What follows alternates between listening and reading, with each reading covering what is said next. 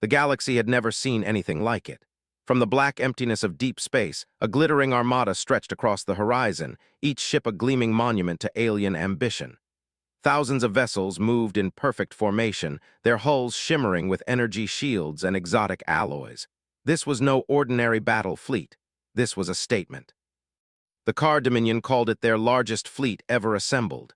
Every system they had conquered, every world they had subjugated, had contributed to this moment. They wanted the galaxy to remember the Car as unstoppable. They wanted humanity, in particular, to kneel, but the humans did not panic. From the orbital command stations on Earth, and from the hidden outposts scattered across human space, observers watched the Car fleet silently. Analysts who had spent decades studying alien technology murmured in disbelief at the size and precision of the incoming armada. Every ship was perfectly aligned, every formation flawless. The Car made no mistakes, or at least no mistakes that humans could see. Yet despite the apparent perfection, the humans did not tremble. They were calm. Captain Alina Mari stood on the bridge of the command ship Sentinel. Her eyes traced the lines of light that marked the Car fleet. She did not see monsters. She saw patterns. "They think they can scare us," she said quietly. Her tone was calm, almost conversational, but her voice carried the weight of authority that could silence a room. Her officers nodded, eyes fixed on the holographic display. The display showed the incoming ships, their shields, and the energy readings of their weapons. Hundreds of analysts, navigators, and engineers worked quietly behind them, monitoring, calculating, simulating. "Estimates on fleet speed?" Alina asked. 2.35% of light speed, reported Lieutenant Oren, her tactical officer. "No acceleration beyond that. Standard formation maneuvers, shields at 99.8%, weapons offline but ready." Every officer, pilot, and engineer knew what to do when faced with a threat that seemed insurmountable. Humans had survived worse. Planets had fallen, fleets had been lost, yet they endured. The Car Dominion had underestimated something fundamental: humanity's adaptability. Far across the galaxy in the Coalition's neutral systems, other species watched too. They had expected humans to panic. They had expected evacuation orders, frantic transmissions, and desperate pleas for help. But the humans remained silent, calm, observing, waiting. The Car Dominion sent a message across the void. It was long, filled with threats, boasting, and commands for immediate surrender. They thought they were delivering a final ultimatum. In reality, they were handing humans a gift. Every word, every syllable of the message revealed how they viewed humanity: fragile, unprepared, foolish. "Intercept and decode all communications," Alina ordered. "I want every word, every pause, every hidden intention logged. We need to understand what they think they know about us." Her fingers moved across the hollow interface with precise, fluid motions, pulling the Car messages apart, dissecting them piece by piece. Humans were not impressed, not because they were reckless, but because they had studied history. They knew the Car were arrogant. They knew the aliens had never faced a species that adapted as quickly as humans did. And they knew the largest fleet in the galaxy could be undone with careful planning, patience, and precision. The first humans assigned to the outer observation posts were young officers barely out of training, but they had been drilled for moments like this. They observed the alien formation for hours, noting patterns in movement, shield fluctuations, and energy outputs. They fed this data to AI systems that processed it faster than any human mind could. The AI did not panic. It did not overreact. It simply ran simulations, predicting every possible maneuver the Car could attempt. Alina moved down the line of officers. "Remember," she said, "we are not here to fight blindly. We are here to think, to calculate, and to turn their pride against them." In the observation deck overlooking Earth's orbit, civilians and journalists crowded behind reinforced glass. They had been warned of the incoming fleet, and most expected panic. But instead, they saw humans going about their work with quiet determination. Engineers adjusted energy relays, pilots trained in simulations, and strategists studied alien formations like a chessboard. Fear was absent. It had no place here. Back on the Sentinel, Alina's tactical officer turned to her. "Captain, preliminary analysis suggests that their formation leaves gaps in the flanks at intervals of 15 seconds. If we exploit those gaps, let them believe they have the advantage. And when the time comes, we strike with everything they cannot predict." To those aboard the Sentinel, it looked like the calm before a revolution. Night fell across the human colonies, and in the darkness, preparations continued. Supplies were distributed, emergency protocols tested, and communication channels secured. Every detail mattered. Humans were meticulous not because they were afraid, but because they knew that survival depended on precision. Far from Earth, deep space scouts reported back. "They are ignoring standard defensive postures," one officer noted. "No aggressive maneuvers, no panic responses. They seem relaxed." And that difference, the car did not understand, made them dangerous. In hidden laboratories, engineers tested energy pulses against old alien models, simulating attacks against the car's shield technology. Pilots practiced maneuvers using gravity wells, asteroid fields, and black hole projections as obstacles, imagining the enemy fleet as moving targets. Every human acted with confidence born from years of training, experience, and relentless problem-solving. Alina observed it all. She did not speak to the press. She did not make grand speeches. She simply monitored, calculated, and waited. She trusted the humans under her command to do what they had always done: adapt, overcome, and survive. The first scouts of the car fleet entered human-controlled space. From a distance, the humans could see the alien energy signatures flare, shields activating, and weapons charging. Analysts noted that the car were testing, probing, trying to draw responses. They would soon learn that humans did not react as expected. A young officer leaned over the console, whispering, "Captain, they're within striking range." They traced the paths of the alien ships, noting weaknesses in structure, energy patterns, and coordination. They watched the pride of the car dominion, so confident in their power, begin to reveal cracks under scrutiny. As the hours passed, the first subtle signs of disruption appeared. Minor misalignments in formation, slight timing errors, and communication delays. On Earth, civilians noticed only a faint flicker in the deep space broadcasts, unaware that these small anomalies were seeds of a larger plan. Alina turned to her tactical team. "This is where humans excel," she said. "Where others see an overwhelming threat, we see patterns. Where others see panic, we see opportunity. Remember this. Every fleet, no matter how large, is only as effective as its weakest link, and we will find those links." And they had the patience to use both when the time was right. The car fleet continued its approach, proud, confident, and ignorant. They called it the largest fleet in the galaxy. Humans called it a lesson waiting to happen. And in the silent command centers, across the hidden outposts, and aboard the Sentinel, humans prepared, not for surrender, not for panic, but for the moment when the galaxy would realize that humanity was not just another species to be conquered. Humanity was something different, something dangerous, something that would not just survive, something that would redefine the rules of engagement entirely. The car fleet advanced steadily, their proud formations glinting like a river of stars in the void.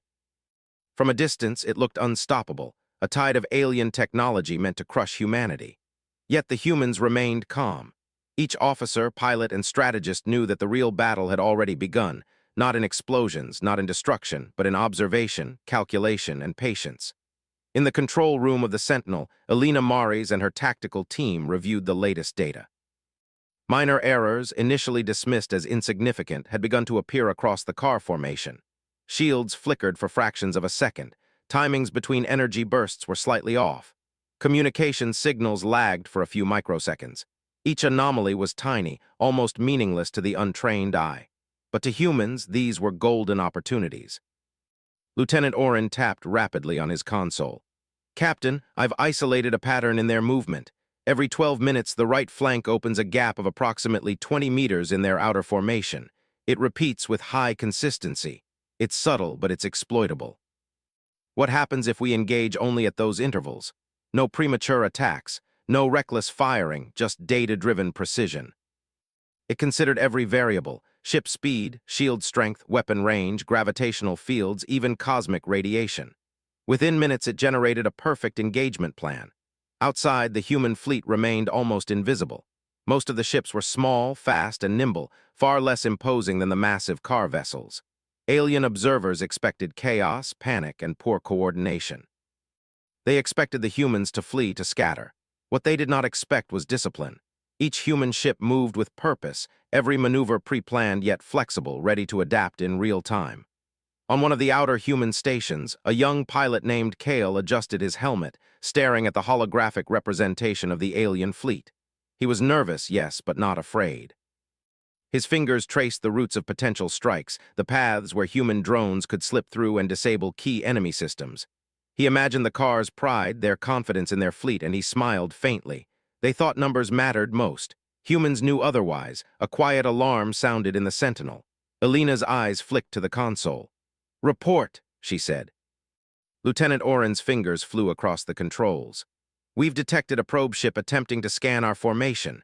It's small, lightly shielded, moving along predictable lines.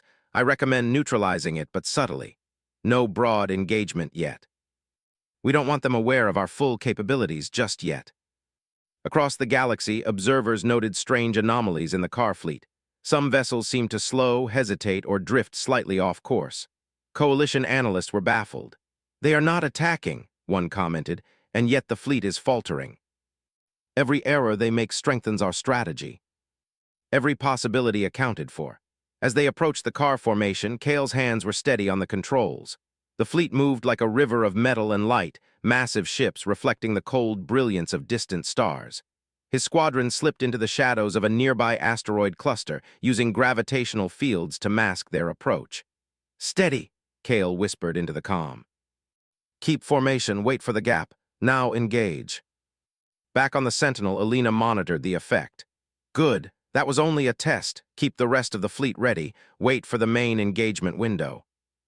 They studied these reactions carefully, recording patterns, weaknesses, and errors. Hours passed. The first cracks in the car fleet became visible. Ships drifted too close to one another, misaligned their shields, or attempted unnecessary maneuvers that slowed their advance.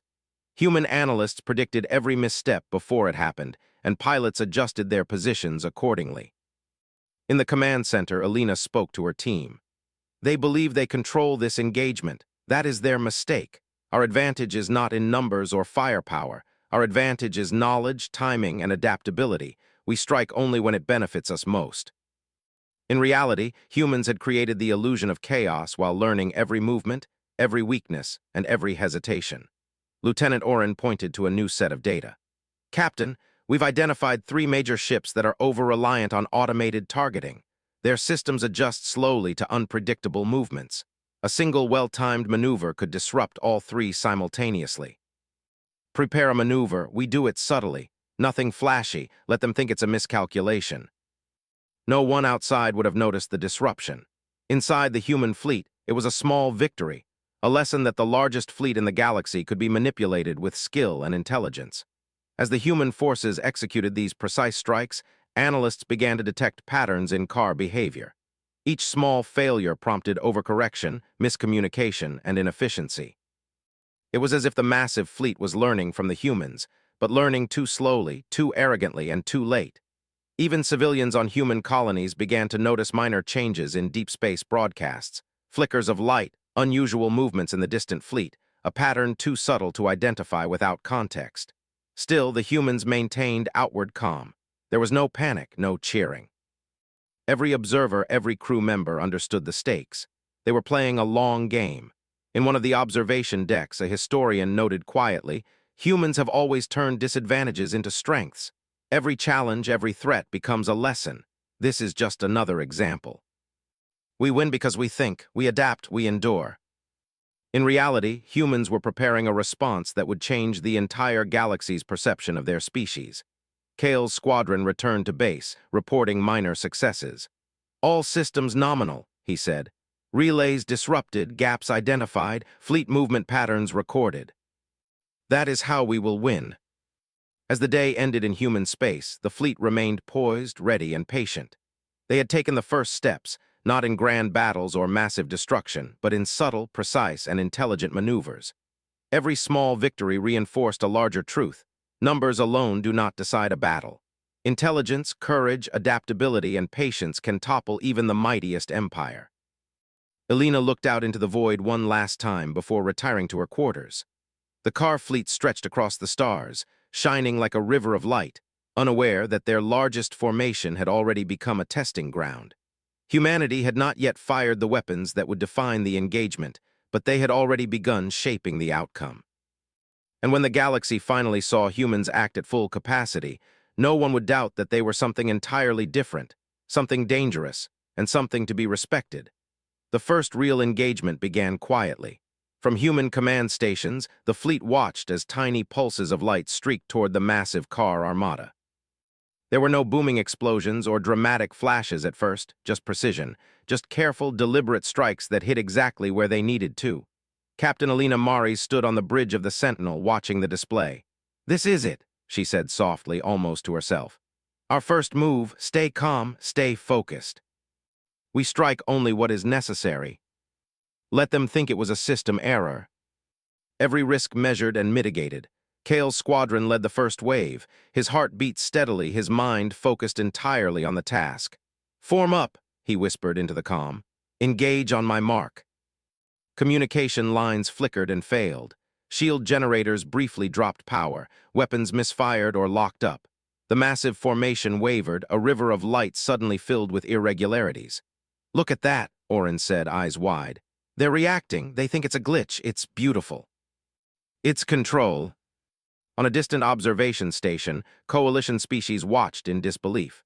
They had expected humans to panic at the first signs of real combat. Instead, the humans moved like a single organism, small vessels weaving through enormous alien ships with confidence and precision.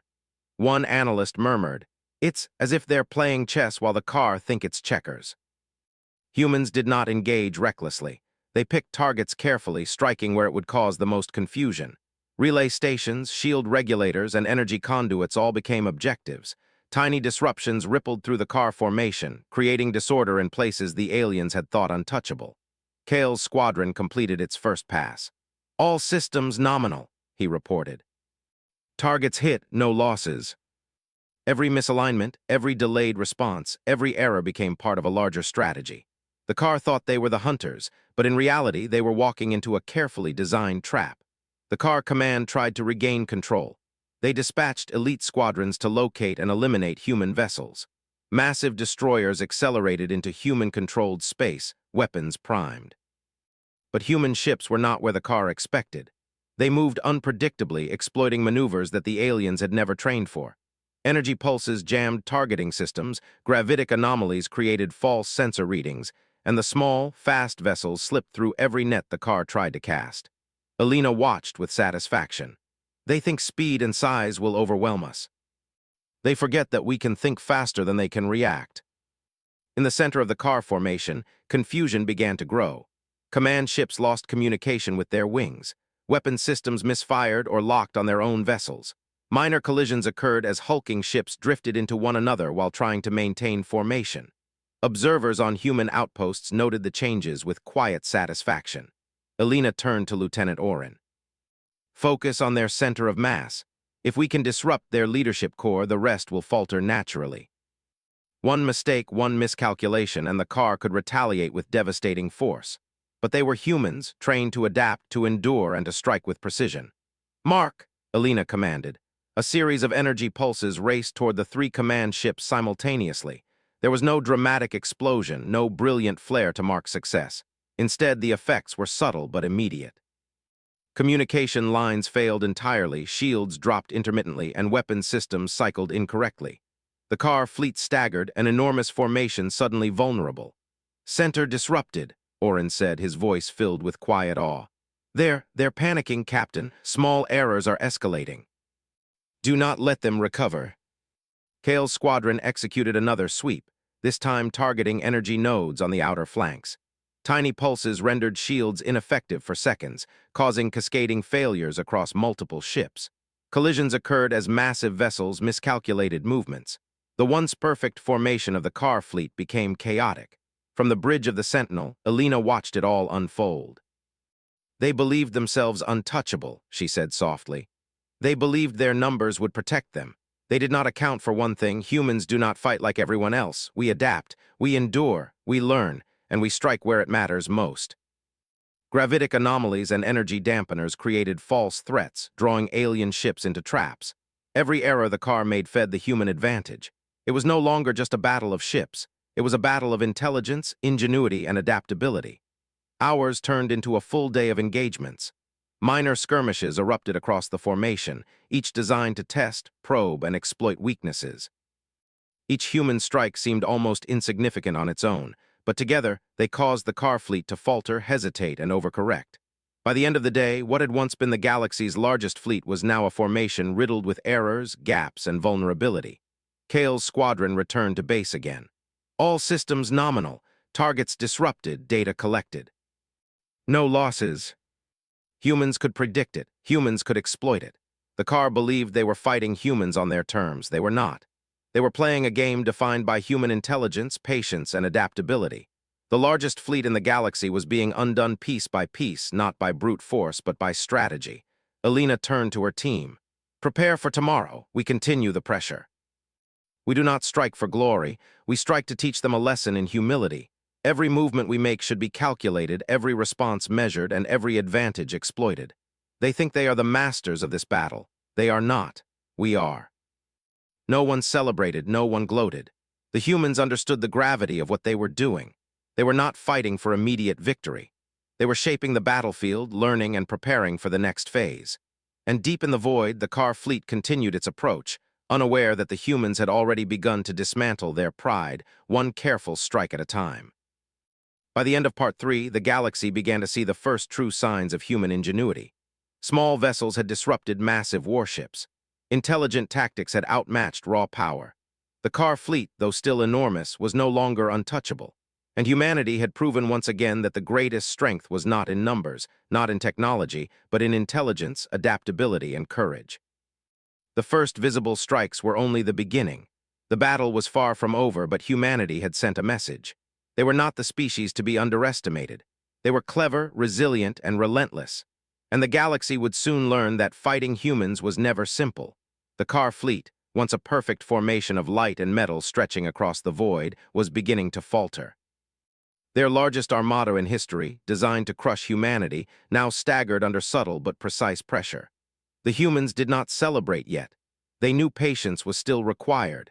Every small disruption in the enemy ranks was a lesson, every misstep an opportunity, but the true moment of advantage had not yet arrived. Captain Alina Mari stood on the bridge of the Sentinel, her eyes scanning the holographic display. The car ships flickered and shifted, their movements increasingly erratic. "They are beginning to lose cohesion," she said calmly. "Good, let them continue to overcompensate. Let them show us their weaknesses. Every reaction matters." "Captain, their left flank is showing repeated errors in coordination.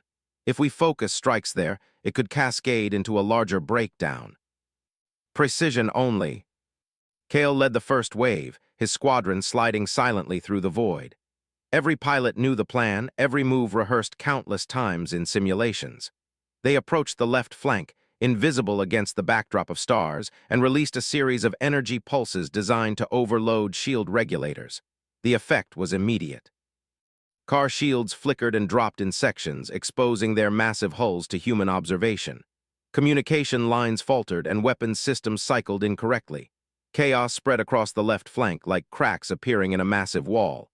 "Excellent," Alina said, her eyes narrowing. "Now we expand. Target their command ships again, keep the pressure continuous. They cannot recover while we exploit every weakness." Coalition observers watching from distant neutral systems began to whisper. "How is this possible?" one analyst asked. "They are outnumbered, yet they control the flow of battle. Their tactics are almost impossible." Command ships struggled to maintain control, squadrons collided accidentally, and weapons fired prematurely. Every disruption amplified the next, creating a chain reaction that humans could exploit. Kale's squadron executed the next maneuver. They targeted energy nodes on 3 key car warships, using carefully timed pulses to create temporary overloads. The ships staggered, drifting slightly out of formation, and the ripple effect reached other vessels nearby. Collisions and near misses became common, further disrupting the massive fleet. "Look at that," Lieutenant Oren said quietly. "They're beginning to panic. Minor errors are escalating. Our strategy is working." "We strike intelligently, not recklessly. They believe they control the engagement. They do not." They attempted desperate maneuvers, splitting squadrons, overloading weapons, and diverting resources to repair damage. Every action only increased their vulnerability. In the outer observation posts, human engineers and analysts worked tirelessly. Every micro-failure in the car fleet was logged and analyzed in real time. AI systems processed billions of data points, predicting the next moves and suggesting optimal strikes. Humans were learning faster than the car could react, and the gap in intelligence was widening by the minute. Alina turned to her tactical team. Focus on the command ships. If we disrupt their coordination entirely, the rest of the fleet will follow.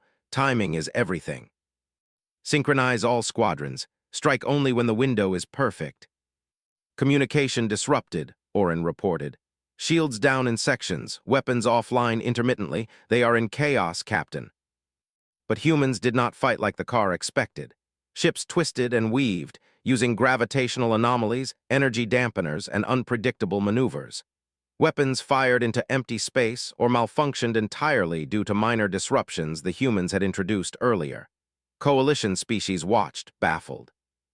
Massive alien warships built for domination were being dismantled piece by piece, not by direct assault, but by a combination of intelligence, patience, and precision strikes. Alina's mind calculated constantly. Every minor disruption created opportunities for larger strikes. She identified weak points in the car formation, gaps in their shields, and errors in their command structure. Every human ship, every pilot, every AI system was synchronized to exploit these openings. Kale's squadron executed another sweep, targeting key energy conduits on the flanks. The effect was immediate. Shields dropped, weapons misfired, and massive ships drifted out of formation. Collisions and near misses increased, amplifying chaos. The once perfect car fleet was breaking apart, one careful strike at a time. "Captain," Lieutenant Orin said, voice tense with excitement. "The left flank is almost entirely disrupted. If we hit the center now, their command structure will collapse completely. We are dismantling a system." Observers across the galaxy could see the results. The car fleet, once the largest and most feared in history, was disintegrating. Coordination was lost, formations collapsed, and massive ships floated aimlessly, vulnerable to the next calculated strike. Alina remained calm, her eyes tracking every movement. "Keep monitoring," she said. "Exploit every reaction, never strike without purpose. This is how humans win: intelligence, precision, and patience, not sheer force. And when we finish, the galaxy will understand what humans are capable of." They understood the stakes. The car fleet, though fractured, still had firepower, and the battle was far from over. Yet even in the quiet, the effects of human ingenuity were evident. The car fleet, massive and proud, was now disorganized. Command structures were compromised. Squadrons collided. Shields fluctuated unpredictably. The galaxy had never seen anything like it. Alina turned to her team one last time before retiring. "Today, we demonstrated something important. We showed that numbers are not everything. Strength is not only measured in firepower. Intelligence, adaptability, and patience define true power. Tomorrow, we take it further. We finish what we started." The car, though still dangerous, had lost cohesion, and the battlefield had been turned decisively in favor of humanity. The car fleet was broken. Once a shining river of steel and light, it now staggered across the void, scattered and vulnerable. Ships drifted aimlessly, weapons misfired, and command vessels struggled to maintain communication. The galaxy had never witnessed a collapse of this scale in real time, and yet the humans remained calm. They did not celebrate. They did not gloat. They had worked too long, waited too patiently, and prepared too carefully to allow arrogance to cloud their judgment. Captain Alina Mari stood on the bridge of the Sentinel, her eyes scanning the chaotic enemy formation. The holographic display showed gaps and vulnerabilities across the fleet. Every strike the humans had executed, every disruption had compounded, and the effect was undeniable. Lieutenant Orin leaned forward. "Captain, our simulations indicate that the majority of their combat vessels are now ineffective. Shields are down in key areas, communications are disrupted, and weapon systems are offline. They cannot reorganize fast enough to respond to coordinated attacks."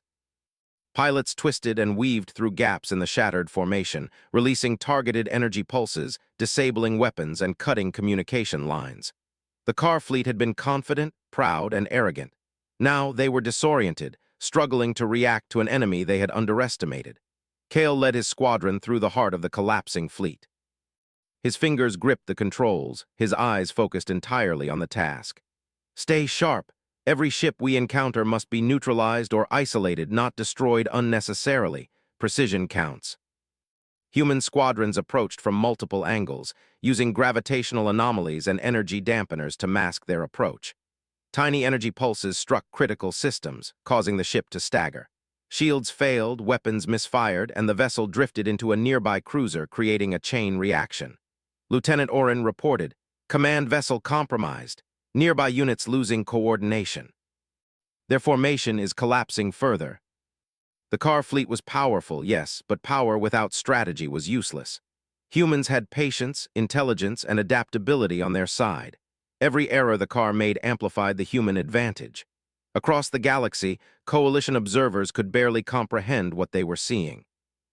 Massive warships, the pride of the car dominion, were being dismantled without dramatic explosions or massive casualties.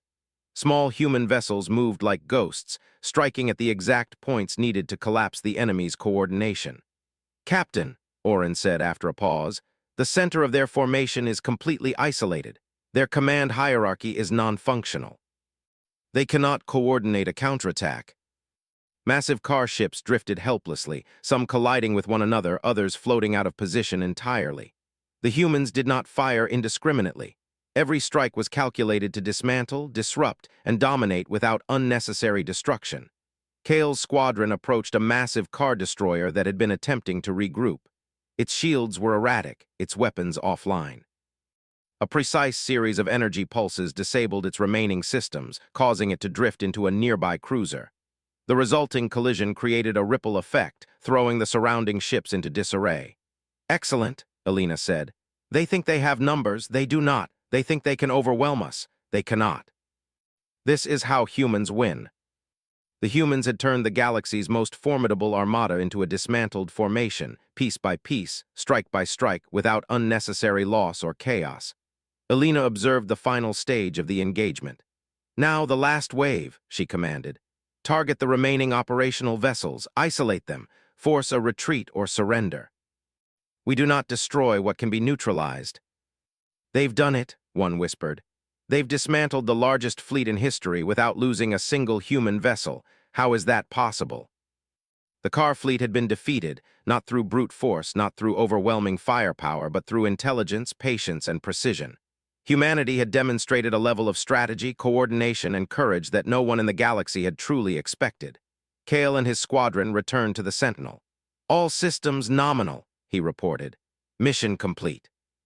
Remaining enemy vessels neutralized or forced to retreat. No losses." Analysts, diplomats, and military leaders struggled to comprehend what they had witnessed. A species that had once been underestimated, considered young and fragile, had dismantled the largest armada in history with precision and intelligence. The car themselves, retreating in shame, realized their mistake too late. They had underestimated humanity, relying on pride, numbers, and brute force. They had not anticipated adaptability, foresight, and learning, and now the lesson had been painfully clear. Alina stood on the bridge, looking out at the void where the battle had taken place. "Remember this," she said to her team. "Humans do not fight like everyone else. We do not rely on intimidation or sheer numbers. We rely on thought, on adaptability, and on courage." Today, the galaxy has learned that lesson. "We underestimated your species. You are formidable." It was a rare admission of respect, a sign that even the most arrogant could recognize true capability. Alina allowed herself a quiet smile. "Respect is earned, Lieutenant, and we earned it today." They collected intelligence, secured disabled vessels, and helped prevent the further spread of chaos. Their actions were deliberate, measured, and intelligent. The galaxy had not only witnessed the defeat of the largest fleet in history, but also the demonstration of a principle that would resonate for generations. Humans fought with intelligence, courage, and precision. Kale stood beside Alina on the observation deck, staring at the drifting remnants of the car fleet. "Captain, they won't forget this," he said quietly. "No," Alina replied. "And they shouldn't. They need to understand that humans do not need the largest fleet to dominate a battle. We need precision, intelligence, and courage. And when those are combined, even the largest armada becomes target practice." They prevailed. Alina returned to her quarters, exhausted but focused.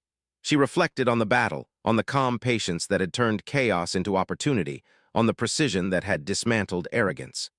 Humanity had proven a lesson that could not be ignored. Intelligence and courage could outmatch overwhelming power, and careful planning could turn the tide of any battle. The car fleet retreating into deep space would tell stories of this defeat for decades.